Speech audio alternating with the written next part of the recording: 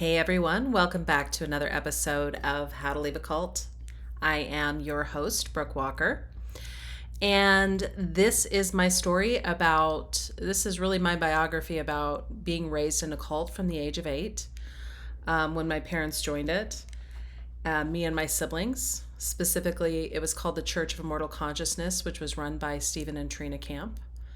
And I was in it for nearly 25 years.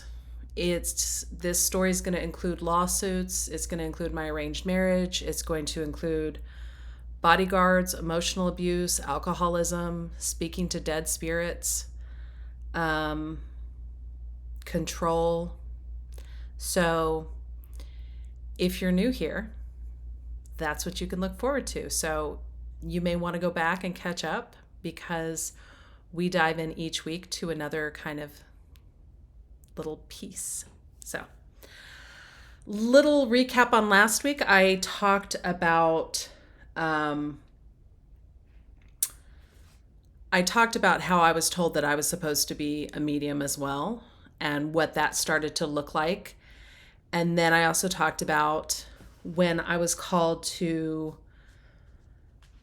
on Thanksgiving, I was called to Trina and Stephen's house to meet the man that I was put in a relationship with. He was the younger brother of one of the bodyguards who had joined the cult after the fall aparts that started to happen during Waco, which was kind of a ripple effect. I think because of the type of group we just got a lot of after effects when Waco happened because that was such a public event. And so the community around us knew we were odd. And so it caused a ripple effect that was really negative at the time. So then I was called over. So from last week, I was called over and met Colin. And then by the end of the episode, I mentioned that it went from him asking me out on a date, and then I get a phone call that he's actually moving in. Instead of us going out on a date maybe in a week or two, I get a phone call that he's actually moving to be closer to his brother, and the only space for him is in my house. So now he lives in my house. And, I shared living situations being the way that they were. Like, there was usually multiple families in a household during this time. So the house we lived in, it was a two-bedroom house, one bathroom. There was a front long room that got made into like a bedroom, but technically it would have been kind of like, they call them like Arizona rooms. They're like, like it's more than a porch, but it's like built in and stuff like that. So, it's fully built in with windows and everything like that. But at the same time, like, all these houses are outside of Payson. Nothing is really coded to be, a lot of them were built and meant to be summer houses, and they were not built to high standards, So by this time we're living with another family than we had been living with even months earlier. And we are living with Elaine, her 4 daughters. I don't remember if she was pregnant yet or if she had already had it, but she had a baby too. And she was with a gentleman named Sam at the time. And so I share the garage, which has been makeshift into a room with the 4 girls. So I'm the oldest of us, and it was cold. So they began, so when it got really cold, because nothing was well winterized at any time, they would like plastic up the windows. But because we were in a garage, they plasticed up almost everything. It wasn't very well done though. Like, we always had like slugs and stuff. I mean, the garage was built on the side of the house, and it was an add-on. And it was originally probably a carport that got closed in. So me and Elaine's oldest daughter, Rose, would we had gotten a like plastic mustard bottle type thing with a hole on the top, and we would go around the room and salt the room so that we wouldn't end up with slugs in our stuff, because slugs would like climb over your stuff. It was fucking disgusting. um so then, and again, like, one bathroom house, 5 girls, 2 families. Actually, there was probably, my sister would have been in there too, so there would have been 6 of us in there. I don't even know how that worked, but we did. And then there was one bathroom in the house, and we were on a septic tank. So this is outside of Payson. So when I say we were on a septic tank, you know, you had to be really careful with how much water went through there, because it was never meant for that septic tanks are not meant for that amount of people, and most septic tanks in this area were not prepared for anything like that. Add winter and snowstorms and things of that nature, it got 10 times worse. So Colin, my he moves up, and the way it was is when you were kind of like told, there was no dating process. Like, I'm trying to like figure out how to say, like, there was no dating. It's like, once you were together, you were like together, and the full responsibility came on you. So I shared last time that I had to start telling him that he had to give his money over, that he had to give all his videos over because he has videotapes. And even though we're not even really dating yet, like, I put a lot of this responsibility to teach him the way we do things. And then there's responsibility put on me because he starts working in the construction business, which is, a company that's run and owned by the cult. And then, so he's now one of their laborers. I have to get up and make him breakfast every morning. I'm told I need to make sure that he has beer so that he can stop smoking pot, because obviously that's the only way that you can get clean, is to just switch to another subject, or substance. And then in social times, we're hanging out with Jessica and Brian. So, and Jessica and Brian are engaged, and they are planning their wedding. And it was a weird time. And then at the same time, somewhere in there, I transitioned from working for my dad to living up in Payson full time, because I was going back and forth. Somewhere during that time, I transitioned, and I started working for a restaurant that we owned. So the restaurant that was owned was called the Frozen Cow. And it was something that Trina's kids decided to get together and give to her, which it was supposed to be a little ice cream joint. And then it turned into a breakfast and lunch place. And so once I began working there, I was working there 7 days a week, and no longer working in the law office, and no longer going to school by that time. By the time I was moving up there full time, I wasn't in school anymore,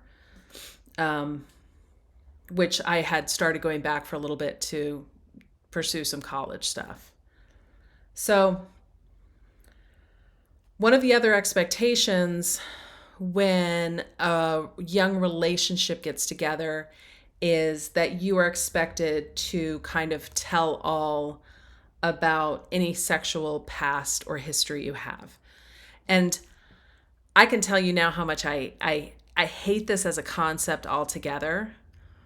There was always a purity moment, specifically with the women.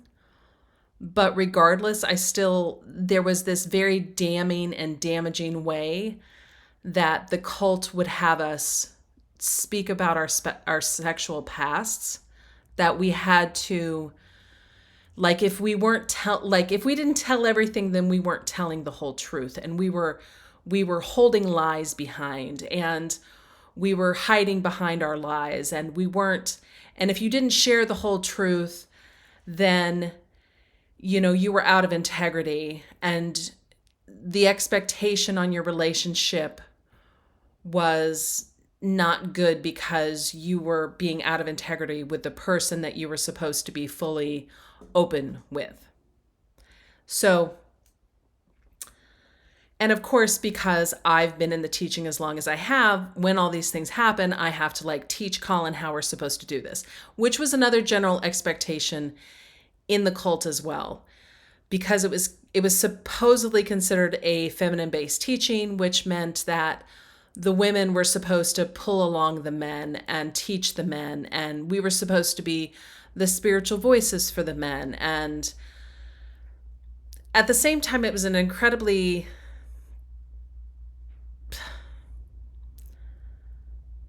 misogynistic teaching too.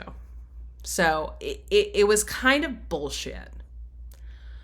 But I remember having to sit down with Colin and explain that we had to sit and tell everything, and that I had to be responsible to make sure that he tells me everything. And if he doesn't, then, I'm not doing my job and my duty as a woman, as one of Duran's children. So,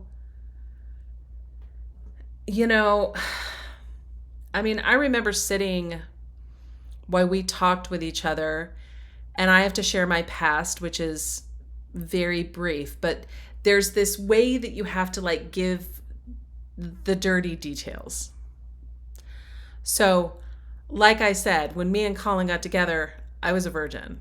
So it's not like I'm getting into some dirty details like that, but I have to tell him every guy I kissed, what it meant to me. You have to really get into your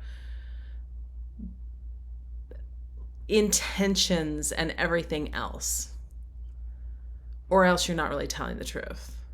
So then he shares with me, and he did not have some long sexual history or anything like that. He was not a virgin or anything like that, but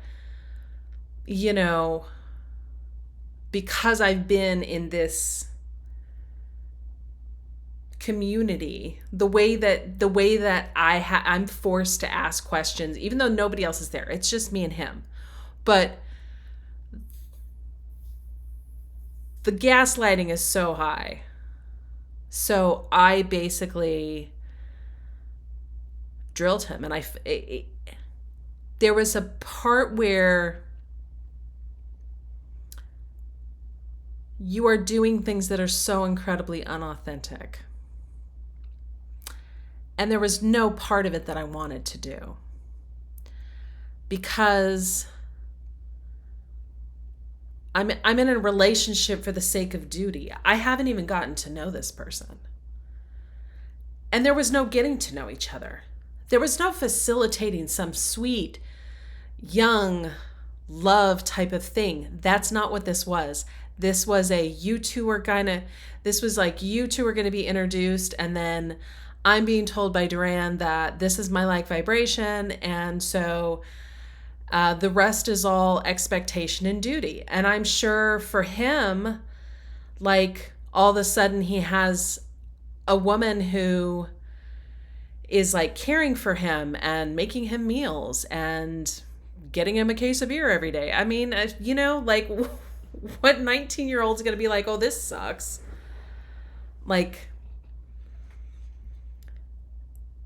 So we're living at that house for a while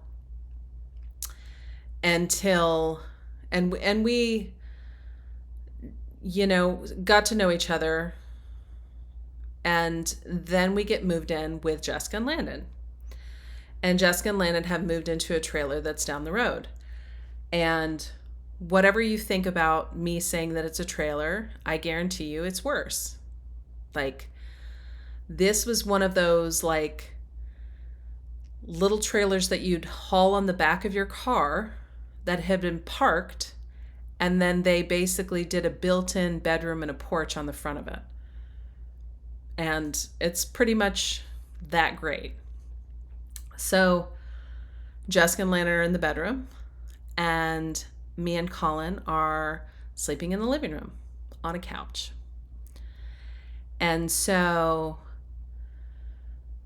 and we hang out with them on a regular basis, mostly because there's always beer, because I'm providing the beer to make sure Colin has something to drink. And so we all hang out with each other on a very regular basis and stuff like that. But I knew when we all moved in with each other, like, it was only a matter of time. And me and Jessica had gotten much closer during that time. And partially it's just other relationships started straining. Her and Mary had been particularly close, my former step sister, or foster sister, not stepsister, foster sister. They had been really the close ones, but Mary was a ticking time bomb. She was out of control, and it was only a matter of time as soon as so my parents had gotten, the longer she was there, my parents had eventually gotten rights to her from her parents, and my parents were actually going to adopt her. Thankfully, she left before that happened. And when I say that they were going to adopt her, I mean, we were in the middle of like a full family study, like where they go in and make sure that your family is emotionally and everything else able to adopt, that all the other siblings are on board. And, it was another thing that I went along with, because it was the expectation that that's what I needed to do to be spiritual and to be godly. And so, but I hated her, and it got really bad towards the end, because she was 2 years older than me. And when she came, she was 14 and I was 12. And I always felt physically threatened by her.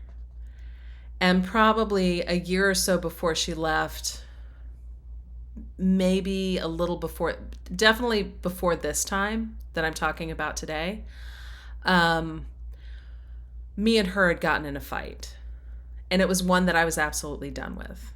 And I was done feeling physically threatened by her. And I remember physically getting in a fight with her. I remember she was sitting in a chair and throwing her over the chair.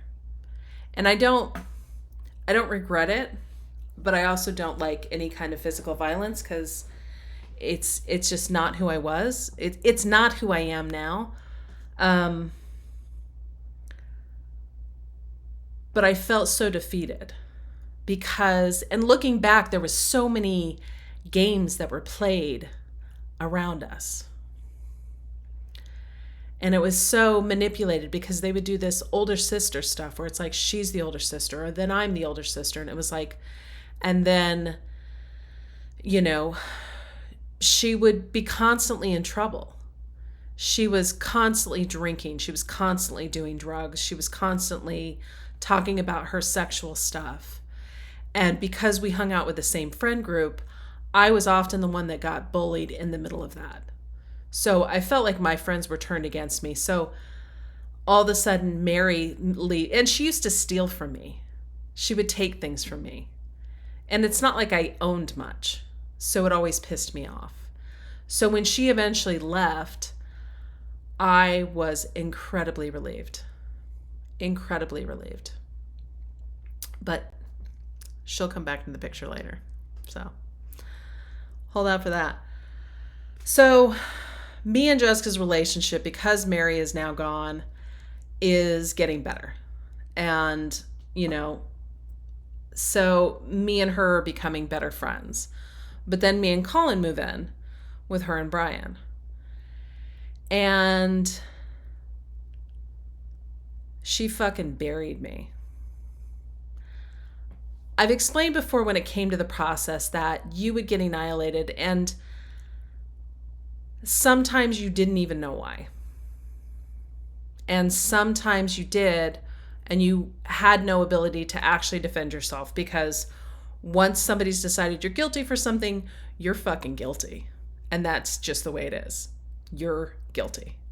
So me and Colin were living in the front room on a really shitty fold-out couch. This was old school, like yellow, weird-ass fabric. And it was one of those ones that if you take a deep breath, it creaks. You know, every time you move, that thing would creak. And we did not live there very long. But it may have been a week or two. Like, it was really, really short. And this is how things would go down sometimes. All of a sudden, people would start not talking to you, but you could tell everybody was talking about you. And so I got up, and I knew Jessica was irritated about something, but I had no idea what it was. Assumed she was just mad at Brian, or maybe they were fighting about something, because they fought a lot. And don't know. She probably barely talked to me that day, you know, and I don't think much of it. But I know something's going on, because as the day progresses, I keep noticing people talking about stuff. You know, it's like, you know, when people are talking about you, it's like they're looking at you, you know, but nobody's really saying anything to you, but you don't know what's going on until finally I get a phone call. And the level of anxiety that the phone ringing used to cause was like an 8 out of 10. 10 being worst anxiety you've ever felt in your life. I get a phone call, and I'm being called about the fact that Jessica can't handle living with me and Colin. She's not interested because she was up all night having to hear us have sex. And, you know, it's gross and like just fucking buries me. And so I believe it was like Summer and Megan, my older sister Megan, are getting sent over to talk to you about you and Colin's relationship.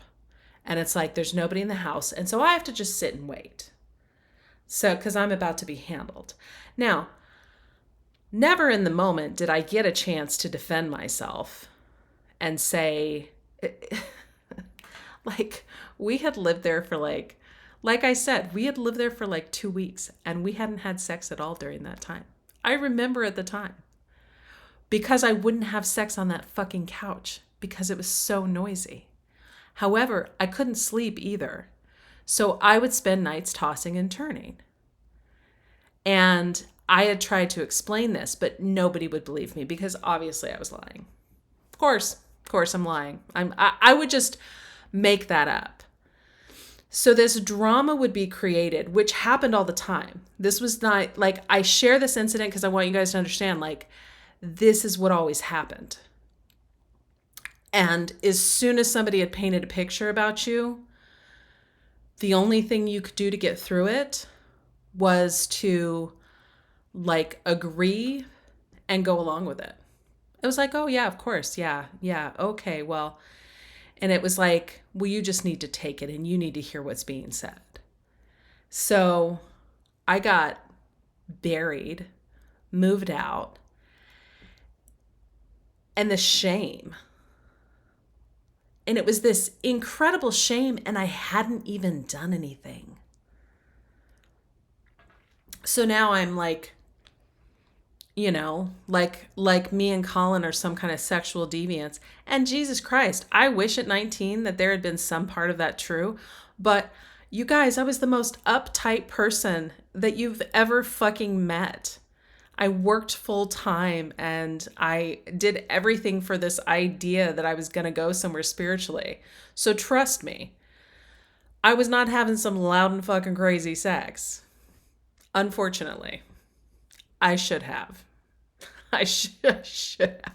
It would have been one good thing that I would have gotten out of it. So, So we get kicked out. And then Jessica, which was a regular thing, like if somebody was mad at you, then it was the silent treatment. It was like the silent treatment until you could get back in their good graces, which usually meant kissing an enormous amount of ass and serving. And that's what I did anyway. So I just like worked harder, put my head down, made sure to have less sex than I was already having.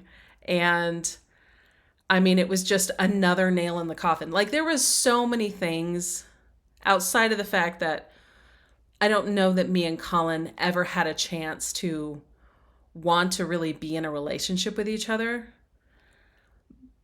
I mean, when you're put in a relationship, it's just not the same as you having some organic love for somebody. But that was the way things went. And, it was instant relationship. And then about a while after that, Jessica and Landon, sorry, that's her current husband, Jessica and Brian, they end up getting married. Beautiful wedding. Trina and Steven spared no expense for their children. Even though the rest of us were living on beans and rice, their kids would have full out everything. On whoever's dime it needed to be on. And then their wedding, their wedding was absolutely gorgeous. Steven actually told Jessica that he would send her to Paris if she didn't marry Brian, which was always surprising to me because they typically married their kids off to somebody who was 20 years older. So I felt like Brian fit the bill pretty well. But apparently Steven had a different standard with what he wanted for Jessica. Somewhere during that time, then I have a pregnancy scare. And I am late on my period, which I never was. And so, of course, again, nothing was private. So and I don't have money. I don't have a bank account. So I can't find out if I'm pregnant without asking and telling. I mean, and there was never a reason to not ask or tell anybody anyway that I thought. So I went to my mom and I was like, I'm late on my period. And so to get a pregnancy test is a full-blown thing.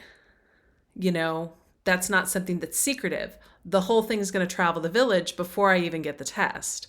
So the rumor that Brooke might be pregnant is going to be known by everybody before I can even figure out if I'm actually pregnant. So we get a test. I'm not pregnant. I start a few days later. But again, I have enraged Jessica. And I have enraged Jessica because me getting pregnant means I'm going to have the first sailor grandchild. And that's her right as marrying the older brother. And she tears me from ear hole to asshole about, and again, purely by accident, by the way. Like, if I had gotten pregnant at that time, which I found out I wasn't, it would have been purely by accident because we were using protection and all of the things.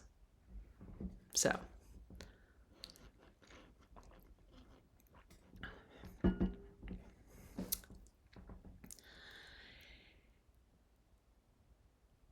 It was a dysfunctional way of living, and I felt like I had no control of it. And I'm going to use that to pivot about taking responsibility. And I talked a little bit last time about how to find a gift in what you've been through. And it can be a really difficult thing to do. And there can be a lot of things, especially if you've grown up in some sort of religious abuse, that were done that were not your fault and that you may have been too young You may have not even been over the age of 18 when they occurred. So they're not your fault. But if you're an adult now, it is your responsibility so that you can heal. And you can choose what you want to do now. Regardless of what happened to you, you can choose and change all of those things. You can change your relationships with your friends. You can change your personal relationships and your spousal relationships. You can get divorced and remarry. You can change your career. You can change the way you look at things, and you can change the way that you act. I look back on those times and I also see that that I became a mean fucking bitch. And I am not that woman anymore. And you're the one who has agency over your life. And so you can change it. If you're not happy with where you are, then it's never too late to make a decision that's going to get you somewhere different in a year, 2 years, 3 years. Like, there's always time. So take full responsibility and find out what your strengths are and how you can grow that for yourself. I think I taught this once. I wanted to teach it again today because I think it's very powerful. It's a breathing technique. I teach this breathing technique because it specifically gets you from a fight or flight state into a parasympathetic state. So when your body's really stressed, and most of us have been in that state, especially if you come from a traumatic background, then this is a way that you can actually calm yourself in as quickly as 2 minutes. And you can get yourself into a completely rested state. So here's what you do. And you're going to take a diaphragmatic breath. And a diaphragmatic breath means that you're breathing down into your navel. So if you were going to put your hand right below your belly button, you want, when you breathe in, you want that to expand. So diaphragmatic breathing does a lot. It tells your body that you're not running from a bear. Another thing that helps when you do this is to put one hand on your heart. So put one hand on your heart, another hand below your belly button, and I want you just to start by just don't take deep breaths. Everybody does the deep breath thing. Don't take deep breaths. So what you're going to do is you're just going to take a light breath, and you're going to take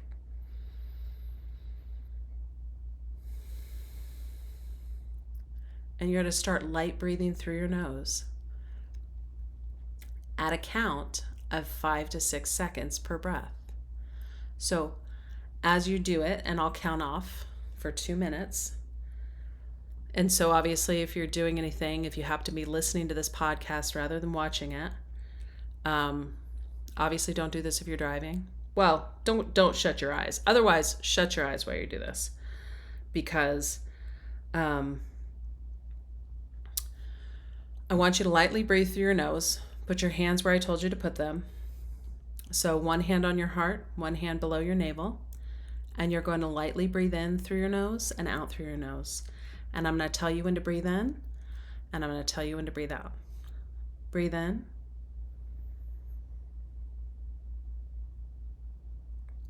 Breathe out.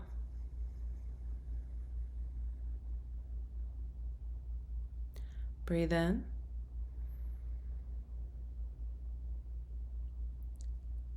Breathe out.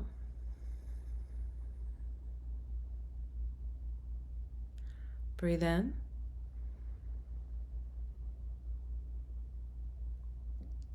Breathe out.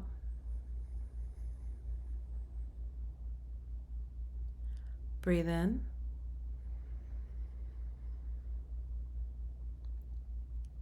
Breathe out.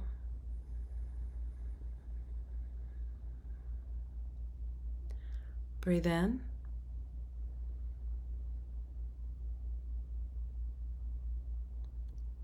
Breathe out.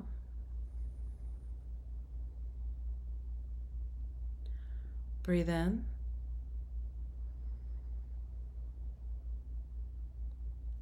Breathe out.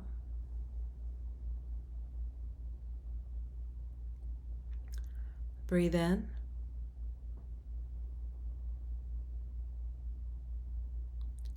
Breathe out.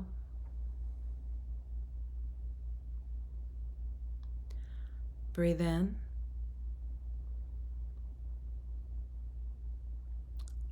Breathe out.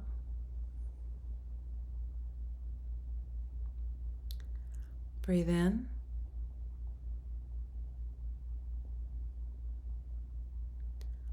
Breathe out.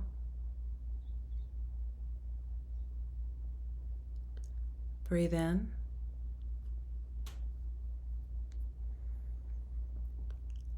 Breathe out. And breathe normal. So, when you're really highly stressed, the best way to calm yourself is to take control of your breathing. And there's a lot of science behind this. I'm not going to share it in the episode today. But I recommend doing this several times a day because it begins to reset your nervous system. And it tells your body that everything is okay. And sometimes we have to tell ourselves that we are okay, especially when we've been through something traumatic, so that our body knows the difference from when we are okay and when we're not okay. And as an adult now, you have the responsibility and the agency to do that for yourself. So, hope you guys have enjoyed today's episode. Look forward to seeing you all next time, and have an amazing day.